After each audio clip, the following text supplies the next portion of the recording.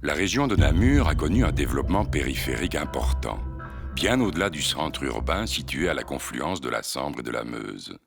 La ville et les communes de l'entité présentent leurs multiples visages.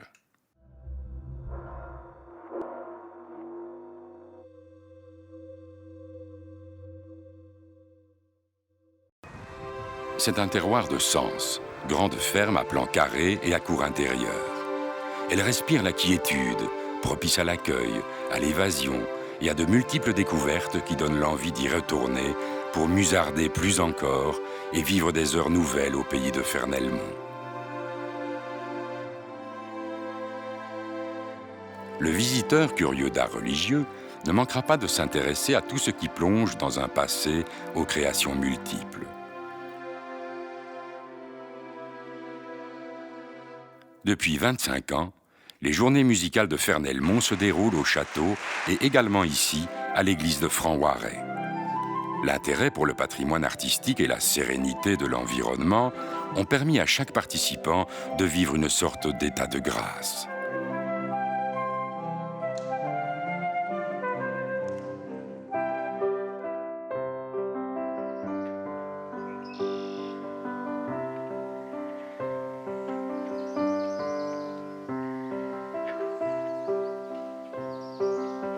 Autre état de grâce, à la ferme de Bièroire. Les petits gris y mijotent dans un courbouillon de légumes frais agrémentés de vin blanc. La ferme cultive aussi d'anciennes variétés de légumes, de quoi céder à de multiples tentations alléchantes. Manger entier avec son tortillon, en feuilles de briques. Alors, vous avez aussi les... Le château de Franc-Ouarez fut d'abord château-ferme fortifié, en des temps où les guerres entre seigneurs étaient fréquentes. Il fut ensuite transformé en une résidence inspirée de l'élégance architecturale et mobilière du XVIIIe siècle.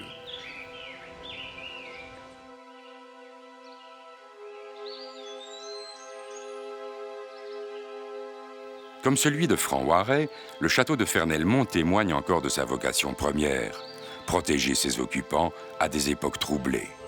Mais, comme lui, il est aussi devenu une résidence confortable, pourvue au XVIIIe siècle d'une distribution d'eau courante.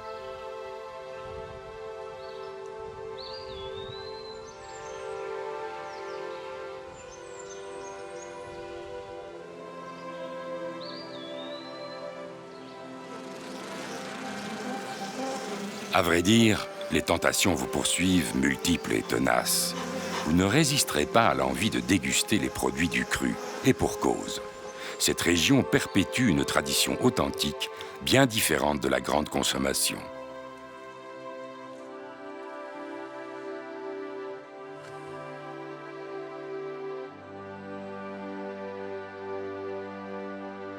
Le château de Fernelmont offre de multiples activités. La visite en détail, des concerts de musique, des expositions, des rencontres, du théâtre, et comme ici, la création de figurines qui évoquent la vie médiévale.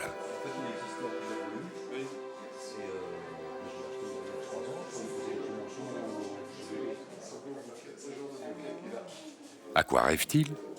À la vie fascinante des chevaliers, à leurs tournois, à leurs parades.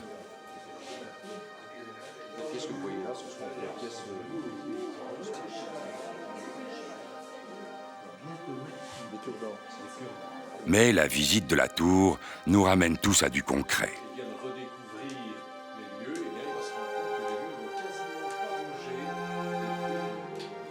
La région est une terre d'artistes.